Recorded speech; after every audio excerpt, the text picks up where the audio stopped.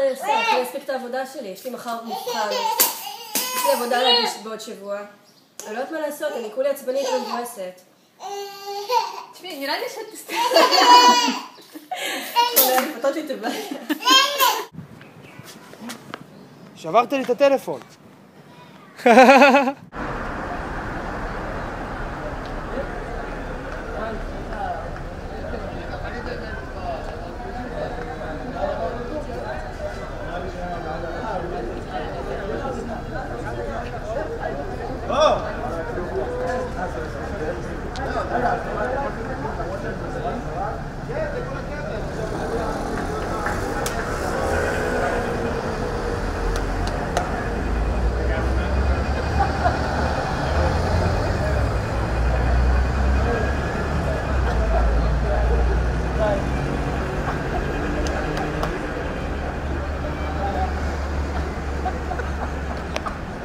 בוקר טוב, אני רוצה להזמין טכנאי למכונת כביסה.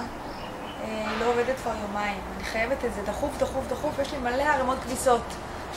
מתי? שבועיים וחצי? לא, בטח התבלבלת. שבועיים וחצי את רוצה שנחזיק אותי בלי מכונת כביסה? מה פתאום?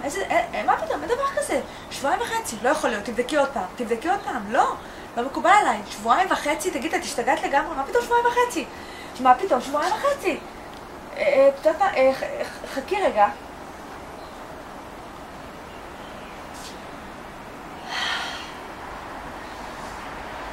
את יכולה לבדוק שוב בבקשה? שבועיים וחצי פשוט, זה מאוד זמן.